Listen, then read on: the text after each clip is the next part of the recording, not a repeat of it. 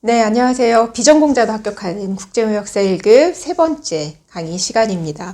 우리 3강에서는요, 무역계약 조항에 대한 이야기를 해볼 거예요. 우리 무역계약이 성립이 되기 위해서는 청약과 승낙이라는 절차를 거친다라고 하면서 청약의 요건, 승낙의 요건 이런 것들에 대해서 이야기를 했었는데 다들 복습 잘 하고 계시죠? 네, 잘 하고 계시리라 믿고 무역계약 조항 시작해 보도록 하겠습니다. 자, 우리가 무역계약이라고 하는 게 인포멀한 특징이 있다. 즉, 불요식 계약이다라고 이야기는 했지만 실제 계약서를 가지고 작성을 하는 경우가 많습니다. 물론 작성을 안 하는 경우도 훨씬 더 많기도 하고요. 근데 이제 처음 거래를 할 때에는 여러 가지 내용들에 대해서 서로 협의를 하겠죠. 그럼 그 무역계약서는 필요할 때마다 매번 작성을 해야 되는 거냐라고 했을 때 매번 작성을 할 수도 있겠지만 일반적으로 우리 회사는 무역계약을 할 때에 이런 내용들은 전부 다 붙여놓는다라고 하는 거를 미리 적어놓는 경우도 있어요. 그게 바로 23페이지에 있는 일반 거래약관 또는 보통 거래약관이라고 부르는 겁니다. 이제 영문 표현도 같이 나와 있는데요. General Terms and Conditions라고 해서 발음이 별로 좋지 않긴 하지만 영문 표현도 같이 함께 이렇게 잘 익혀봐 두시면 좋겠고요. 매번 세부사항을 정하기가 번거롭기 때문에 이렇게 정해놓는 것들이 있다라고 해서 설명이 잘 되어 있죠. 자, 우리 무역계약서에 당연히 우리가 2강에서 다루었던 가격이랄까, 선적이랄까, 품질, 수량, 보험, 포장 뭐 이런 것들 내용은 당연히 기본적으로 다 들어가는 거고 그 외에 어떠한 조항들이 들어갈 수 있냐라고 하는 게 우리 지금 이 시간 이 3강에서 배우게 될 내용인데요. 보시면 첫 번째 나와 있는 게 완전합의 조항이에요. 제가 이 완전합의 조항 같은 경우에는 실제 제가 이제 실무를 하고 있기 때문에 무역 거래를 하는 이제 회사의 뭐 사장님들이라던가 아니면 이제 실무자 분들한테도 완전합의 조항에 대해서는 강의를 나가면 기업 강의를 나가면 설명을 많이 드려요. 우리가 무역 계약이 체결될 때까지 한 번에 이거 사세요. 네. 살게요. 이렇게 해서 끝나지가 않는단 말이죠. 우리 1강에서 얘기했던 것처럼 아가씨 사과 5개 3,000원에 사. 네. 이렇게 하지 않는단 말이에요. 무역 거래는. 그러면 처음에 어떤 청약이 오면은 그에 대해서 카운터 오퍼가 오고 또 삥뽕 하다가 결국에 무역 계약이 체결되는 경우들도 굉장히 많은데 그렇다 보면 사람인지라 내가 기억하고 싶은 것만 기억해요. 야, 내가 전에 이렇게 말했었는데 이렇게 안 했네? 아닌데 나는 그거 아니라고 해가지고 너도 그때 그렇다고 했잖아. 이런 싸움이 일어날 수가 있어요. 그거를 미연에 방지하기 위해서 이제 계약서에 넣는 게 바로 이 완전 합의 조항, Entire Agreement Clause라고 하는 겁니다. 그래서 이거는 우리가 그 동안에 했던 얘기는 다 이제 무효야. 우리가 지금 이 서류에서 이 계약서에서 이제 작성하는 이 계약서에 들어있는 내용이 우리 그동안 해왔던 모든 합의에 그냥 여기 이게 그냥 엑기스야. 이것만 따르면 돼 라고 하는 거라고 생각을 하시면 돼요. 그래서 내용은 이렇게 이해를 하시면 되고 이 무역계약 조항 파트가 무역계약 파트에서도 시험 문제로 나올 수 있고 무역 영어 파트에서도 시험 문제로 나올 수가 있어요. 그리고 무역계약 파트에서 나온다고 해도 무역계약 조항에 대한 어떤 영문 지문이 나올 수가 있어요. 약간 영어 훈련증이 있으신 분들 계실 수 있는데 키워드를 잡으시면 됩니다. 지금 우리 책에 있는 그 키워드에 보시면 첫 번째 줄에 supersede라고 해서 뭐 대체하다 이런 뜻이죠. 이런 이제 어휘가 들어 있고요. 어떤 것들을 대체하냐? all previous 우리 앞선 모든 이제 어그리먼트 동의라던가 이해 understanding 이런 것들은 전부 다 지금 이 계약에 수통합된다. 이것으로 대체가 된다라고 하는 표현이 있으면서 만약에 변경하고 싶으면 그리고 이건 may not be modified. 변경될 수 없어. 어떤 경우를 제외하고 서면에 의한 어떤 서면에서 확실하게 뭐라고 되어 있죠? 그에 대한 의도를 표현하고 있는 서면 서류가 없이는 이거는 변경되지 않아 라고 하는 이런 내용들 이제 키워드 위주로 이렇게 체크를 해서 시험장에서는 풀어내시면 되겠습니다. 자, 그리고 이제 세 번째 하드십 조항이라는 게 있어요. 하드십 클로즈라고 하는 게 있는데 무역 계약을 체결할 당시에는 미처 예기치 못했던 상황이 발생할 수 있어요. 우리 코로나가 처음 터졌을 때에 처음에는 저도 그때 기억이 나는 게 뭐 별거 아니겠지. 뭐 한두 달 있으면 한두 달까지도 생각 안 했어요. 조금 이러다 말겠지. 사스나 뭐 이런 것처럼 이렇게 생각을 했었는데 그렇지 않고 오래 갔단 말이죠. 그리고 이제 막 항구나 공항이 봉쇄가 되고 막 이런 상황이 생겼어요. 이렇게 예기치 못한 상황이 발생이 되었을 때 그래서 내가 뭔가를 하고 싶어도 막 전부 다 폐쇄를 시키니까 사람들이 출근을 안 해. 해외에는 그런 경우도 되게 많았거든요. 베트남 같은 경우에도 막 출근 안 시키고 막 그랬었어요. 또는 지금 중국 같은 경우 보면은 전력 공급 제한한다던가 이러한 경우에 이렇게 어떤 예기치 못한 상황 때문에 매수인이 됐든 매도인이 됐든 자신의 의무를 이행하기가 상당히 곤란해진 상황이 닥칠 경우 이러한 경우에 우리 기존에 있던 계약 내용을 변경해서라도 이 계약을 유지하자라고 하는 게 바로 하드시 클로즈가 되겠습니다. 그래서 변경해서 이행하도록 하는 게 어떻게든 열심히 이 계약 이행을 어떻게 해서든 하도록 하자라고 하는 게 바로 하드십 클로즈가 되겠습니다. 자, 그리고 24페이지에 force majeure, 불가항력 조항이라고 하는 게 있어요. 불가항력 조항은 우리 진짜 불가항력적인 사태가 발생이 되었을 때 이제 누군가의 책임을 면제를 해주자. 또는 그 사람이 어떠한 당사자가 의무를 이행해야 되는 기간을 좀 연장해주자. 이런 내용들이 들어가는 게 바로 force majeure거든요. 근데 중요한 거는 뭐냐면 이 불가항력 조항에서 도대체 불가항력이 뭐냐라고 하는 거예요. 단순히 불가항력이라고 하면 뭐 act of God라고 해가지고 그냥 뭐 우리 진짜 천재지변 이런 것만 떠올릴 수 있어요. 그렇지만 불가항력이라고 하는 게 반드시 천재지변만 있는 건 아니거든요.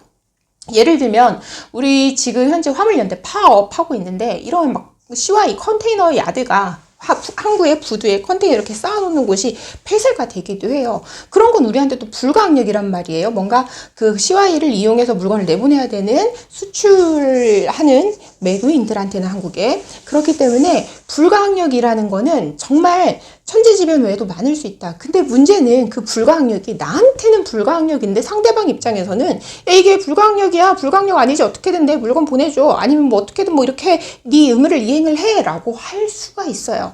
그렇기 때문에 불가항력 조항을 계약서에 넣을 때에는 어떻게 해야 되느냐. 구체적으로 어떤 것들이 불가항력인지 생각할 수 있는 모든 거를 사실 적어야 된다. 라고 해서 불가항력 조항이 영어 지문으로 나오면 대부분 이런 게 들어있어요. war, strike 뭐 이런 표현들이 다 들어가 있습니다. 타이푼, earthquake 다 있죠. 지금 보시면은 밑에서 세 번째 줄 영어 이제 그 예시 문장이라고 할까요? 영어 예시 그 지문에 밑에 세 번째 줄 보시면 이렇게 나열을 하나씩 하고 있어요. 불가항력의 범위를 나열을 하는 것이 중요하겠다라고 하는 부분 체크를 해두시면 좋겠고요. 다섯 번째 분리가능 조항이라고 해서 severability clause라고 되어 있는데 이게 내가 계약을 체결을 했어요. 우리 또 코로나 얘기를 또 할 수밖에 없는데 가장 좀 쉽게 이해하실 수 있는 예가 아마 그게 되지 않을까 지금 제가 말씀드리고자 하는 예시가 되지 않을까 싶어요. 예를 들어서 우리 코로나 처음에 막 이제 유행하기 시작했을 때에 마스크가 없어가지고 마스크를 사려고 진짜 전쟁 아닌 전쟁이 났었죠. 우리나라 안에서도. 그러니까 우리나라 정부가 그때 어떻게 했냐면 마스크 수출 금지를 시켰어요. 우리나라 강행법규에 의해서 마스크가 한동안 수출이 금지가 되었었어요. 그래서 내가 이 사태가 터지기 직전에 마스크를 수출하기로 예를 들어 계약을 했었는데 마스크와 뭐 손소독제하고 그리고 한국에 이제 어떤 뭐 뮤지션들이 입는 옷들 가수 누가 입었던 스타일의 무슨 옷 이런 거를 수출하기로 했는데 그 중에 마스크가 수출 금지가 된 거예요. 그러면 이 경우에 마스크를 수출을 할 수 없으니까 그 계약이 전부 다 아예 무효가 될 위기에 처했잖아요. 이러한 경우에 마스크에 대한 것만 똑 떼서 무효로 하고 나머지 계약은 그대로 살려둘 수 있게끔 분리될 수 있게끔 하는 조항이 바로 분리가능 조항입니다.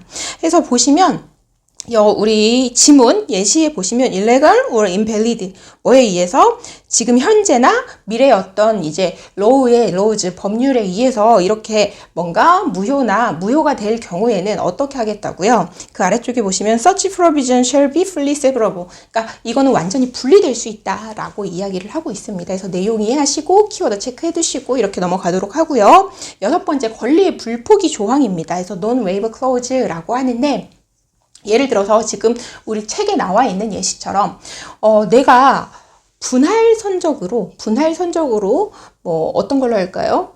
요즘에 많이 드시는 것들, 그 초록 색깔 아보카도를 수입을 하기로 했는데, 이게 음식이잖아요. 식물이잖아요. 그래서 오래 보관할 수가 없어요. 물론 부수 과일이라고는 하지만 이 아보카도를 수입을 하기로 했는데, 한꺼번에 많은 양을 계약을 하면 가격이 싼 거예요. 그래서 내가 엄청 많은 양을 계약을 했어요. 근데 그걸 한꺼번에 받으면 얘 재고 관리가 힘들어요. 그래서 나눠 받기로 했단 말이죠. 그래서 총 5번에 걸쳐서 나눠 받기로 했는데, 2번째까지는 잘 왔어요.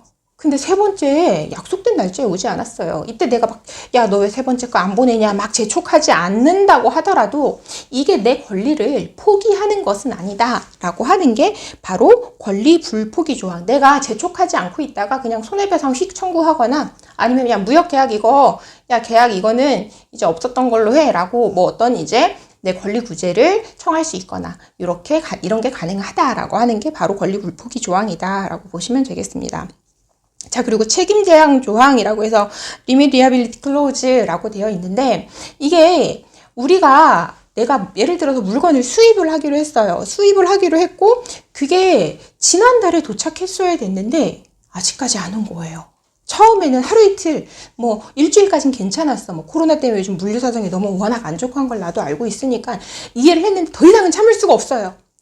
그래서 나도 이제 납품을 해야 되는 사람이다 보니까 너무 시달리고 막 뭐 손해배상 해줘야 되고 이런 상황이어서, 손해배상을 이제 수출자한테 청구를 하는 그 시점에 내가 청구하는 손해보상에는 물질적인, 경제적인, 측정 가능한 것에 대한 것이 있어야 되지. 야, 너 때문에 있잖아, 내가 납기도 못 지키고 해서 거래처도 다 끊기고 말이야, 우리 다 소문나가지고 딴 데서 물건 나한테 구매하기로 했던 우리 다른 바이어, 국내 바이어들도 거래가 발길이 또 끊기고 말이야, 그러니까 너 이만큼 더 물어내, 이렇게 할 수 없다라고 하는 게 바로 책임 제한 조항이다 라고 보시면 되겠습니다.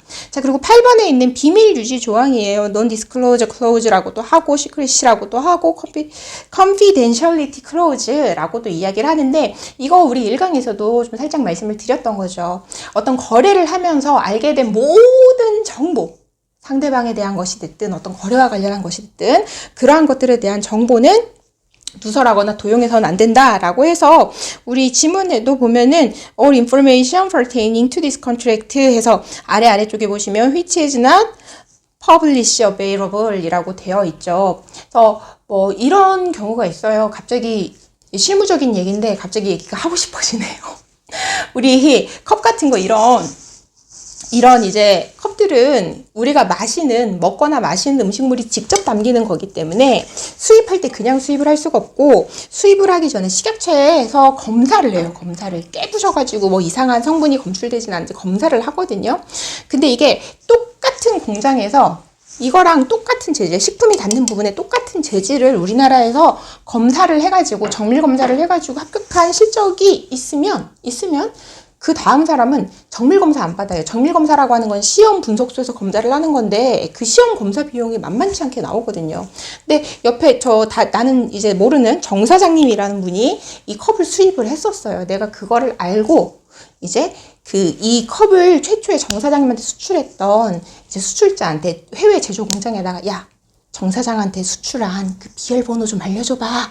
그러면 내가 있잖아, 좀 돈 덜 들이고 정밀 검사 안 받고 그 사람 실적 갖다 쓸 수 있어. 이런 식으로 하면은 안 되게끔 하는 그런 거를 이제 비밀 유지 조항이라고 하겠다 해서, 실무적으로 이것도 반드시 필요한 조항 중 하나입니다. 아까 처음에 완전 합의 조항 말씀드렸는데, Entire Agreement Clause 말씀드렸는데, 그 외에 불가항력도 굉장히 필수적인 거고 다 필요하긴 한데, 이 지금 비밀 유지 조항 같은 경우에도 굉장히 중요한 조항이라고 할 수 있겠습니다. 자, 그리고 제조물 책임 조항 같은 경우는 뭐냐면, 이제 어떤 이제 거래 물품의 어떤 사용이라던가, 뭐 소비자가 최종 물품을 사용한다던가 하는 과정에 있어서 뭔가 상해를 입거나, 아니면 그 물품에 어떤 뭐 폭발을 해가지고 사람이 사망을 했거나 이런 일이 있을 경우에, 이런 상황이 생겼을 경우에 이거를 어떤 누구의 책임으로 할 것이냐, 그리고 책임 범위는 얼마나 되냐, 이런 것들을 미리 정해놓는 그런 조항이다라고 이제 생각을 하시면 되겠습니다. 자, 그리고 클레임 조항이에요. 클레임 조항. 어떤 이제 거래를 하다 보면 각자의 불만이 생기는 경우가 있죠. 그러면 이제 클레임 건다라고 이제 우리가 평소에도 이야기를 하는데, 이 클레임을 그냥 전화해서, 야, 나 물건 마음에 안 들어. 이렇게 하면 무역 계약이 뭐 엉망이 되겠죠. 그렇기 때문에 클레임을 제기를 하고 싶으면 어느 시점까지 물건 받고 막 10년 있다 클레임 제기를 하면 안 되잖아요. 그래서 물건을 뭐 인수한 후부터 뭐 6개월 이내에, 뭐 3개월 이내에, 1년 이내에 이렇게 시기도 정하고 클레임 제기를 할 때에는 왜 클레임을 제기하는지 그에 대한 객관적인 어떤 입증 자료, 사진이 됐든 뭐가 됐든 이런 것들을 이제 첨부하고 해야 됩니다. 그럼 상대방은 어느 시기 이내에 이에 대한 답변을 해야 됩니다. 이런 것들을 정해놓은 조항이 바로 클레임 조항이 되겠습니다. 그리고 이제 중거법 조항입니다. 고버닝 로 또는 프로폴로 클로즈라고 이야기를 하는데 우리가 이제 1강에서 중거법에 대해서 얘기를 했었죠. 이 중거법에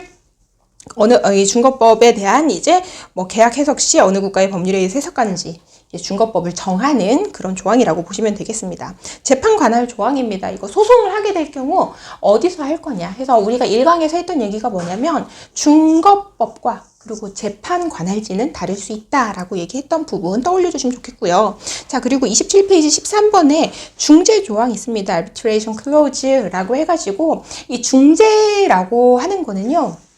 우리가 뒤에 저 또 따로 띄어서 보고 수업 목적상으로도 굉장히 중요한 내용 중에 하나예요. 그래서 중재는 뭐냐면 이것도 이제 판결을 땅땅땅 하는 건데 우리가 일반적으로 생각하는 소송하고는 다르게 한 번에 끝나요. 소송 우리 뉴스에서도 보면은 이제 뭐 재심을 청구했다 아니면은 이제 불복해가지고 고등법원으로 갔다 뭐 대법원까지 갔다 최종 3심까지 갈 수 있잖아요. 중재 같은 경우에는 한 방에 끝나요. 다시 청구하는 게 없어요.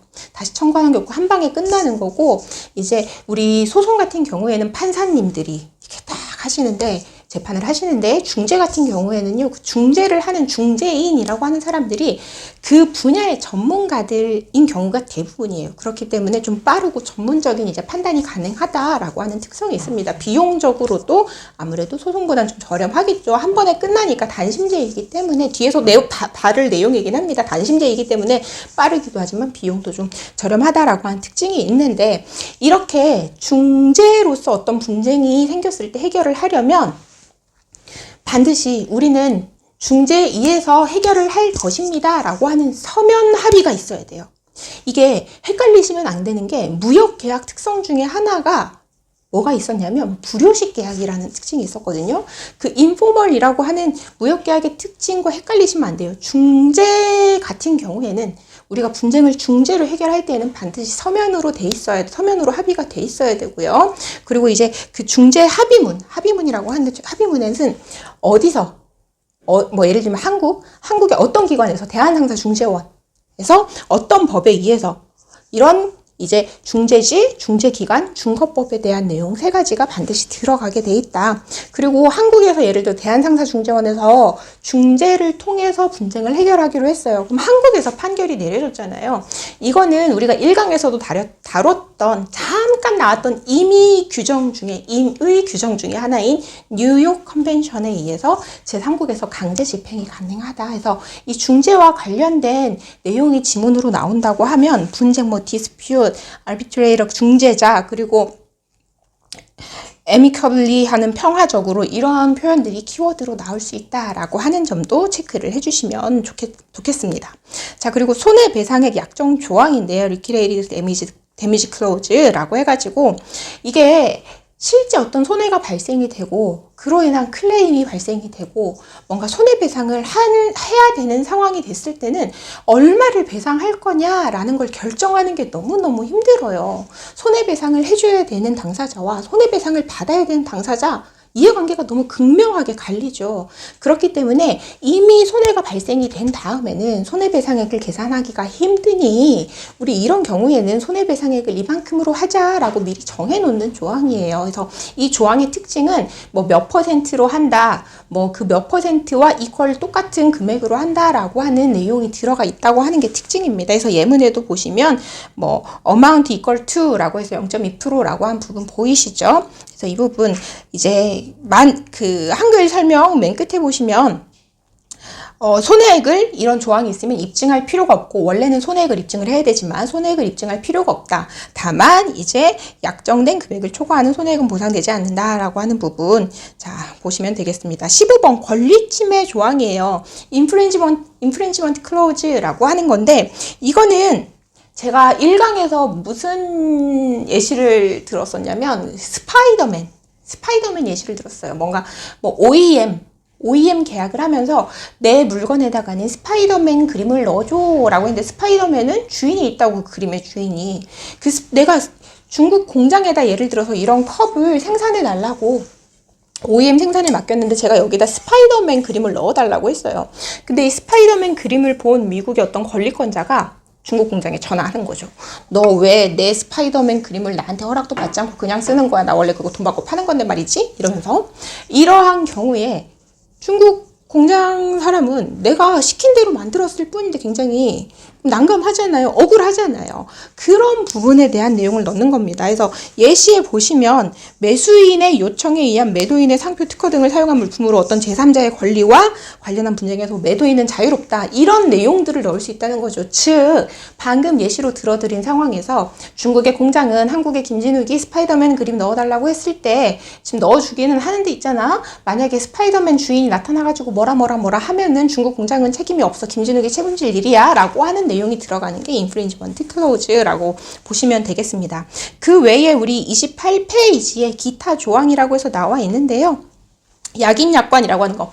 지금 여기 기타 조항들을 많이 넣어 놓은 이유는 보기에 지금 앞에서 우리가 봤었던 총 15가지 조항 외에 다른 것들이 섞여서 출제될 수 있기 때문에 간단한 설명을 함께 넣어 놓은 거예요. 그래서 지금 우리 기타 조항에 있는 것들도 한글 설명은 물론이고, 보통 영문 이제 무역계약 조항은 이제 조항명이 영문으로 나오고 설명이 한글로 나오고 이런 경우들이 많거든요. 그래서 뒤에 있는 부분까지도 좀 익숙해질 수 있게 읽어주시면 좋은데, 자주 나오는 것들을 조금 뽑아봤습니다. 그래서 약관 consideration clause 같은 경우에는 계약에 따른 행위의 약속에 대해서 제공되는 대가나 행위에 관한 조항이다 라고 되어 있고, 에스컬레이션 조항은 이제 갑자기 물품 가격이 급등하거나 급락하거나 했을 때에 그 가격을 계약에 반영할 수 있게끔, 그러니까 가격을 조정할 수 있다라는 얘기인 거죠. 그런 조항이 에스컬레이션 조항이다. 이런 거는 국제 시세가 급등락하는 어떤 수시로 급등락하는 또는 급등락할 수 있는 물품인 경우에 이런 에스컬레이션 조항을 넣을 수가 있겠죠. 그리고 손해배상과 관련한 어떤 손해배상 조항이 있고, 당사자에 대한 당사자 조항이 있는데, 본인, 당사자 대 당사자의 거래인지 아니면 대리인이 끼어 있는 것인지 이런 것들을 구분을 하는 당사자 조항이 있겠습니다. 그리고 Recitals Clause라고 하는 거는 한글로는 안 적혀 있는데 한글로 얘기한다면 설명 조항 정도 되겠습니다. 어떻게 이 계약에 이르게 되었는지에 대해서 그 스토리를 넣는 거라고 보시면 되겠고요.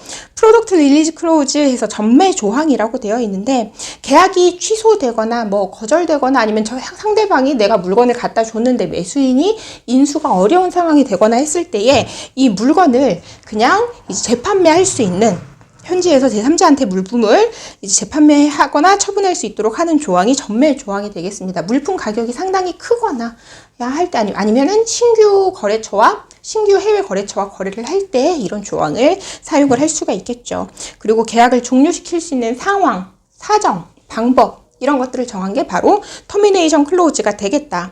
그리고 계약의 양도를 상대방의 동의 없이는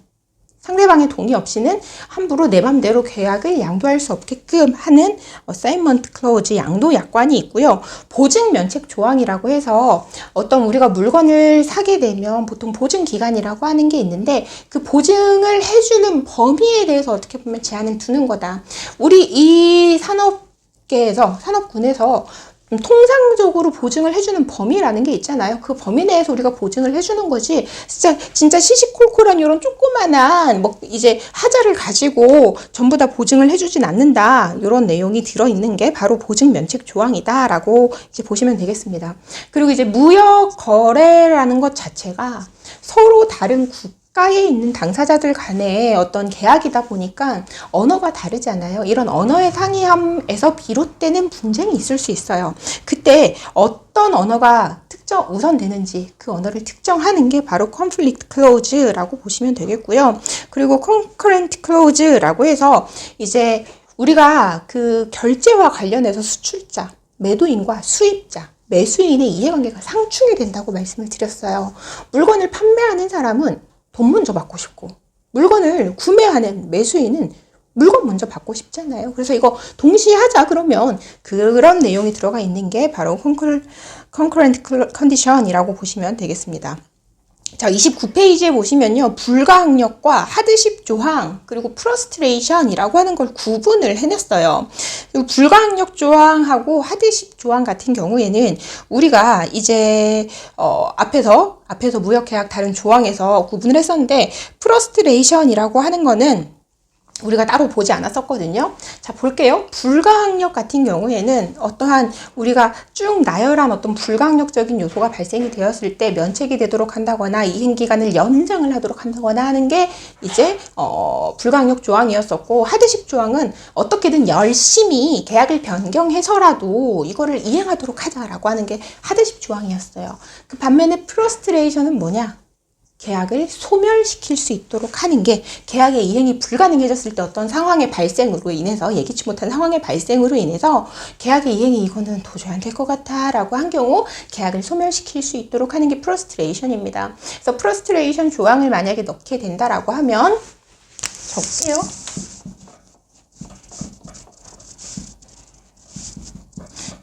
라고 하면은 그 예기치 못한 상황이 어떠한 상황이고, 그 예기치 못한 상황은 뭐 어떤 요건들이 충족이 되어야 하는지, 이런 내용들이 함께 계약 조항에 좀 들어가 줄 필요가 있겠죠. 그리고 영문 조항 해석을 할 때 좀 필요한 팁 같은 거 29페이지에 같이 넣어드렸는데요. 이 부분 참고해서 같이 보시면 좋겠습니다. 자, 우리 출제 유형 파악하기입니다. 30페이지 1번 문제 보도록 하겠습니다. 이런 식으로 문제가 많이 나와요. 1번처럼. 2번도 같은 유형이죠. 다음은 무역계약서 조항에 관한 해설이다. 잘못된 것은. 여기서 이제 일시정지 하시고 문제를 일단 풀어보고 다시 재생을 눌러주셔서 좋아요. 네, 다 풀어보셨죠? 그래서 지금 틀린 보기는 2번입니다. 인프린지먼트 클로즈라고 해서 이거는 권리침해 조항이죠. 권리침해 조항. 근데 설명을 보시면 계약 내용의 일부가 어떠한 사유로 실효 또는 무효화 되더라도 그 계약 전체가 실효되는 것은 아니다라고 하는 건 뭔가요? 분리 가능 조항이죠. 분리 가능 조항이 몇 페이지에 있었냐면, 네, 24페이지에 있었습니다. 그래서 어떠한 현행 법규나 미래의 어떤 법에 의해서 계약의 일부 조항이 무효가 되거나 뭐 이제 좀 무효가 된다거나, 이게 뭐라고 할까요?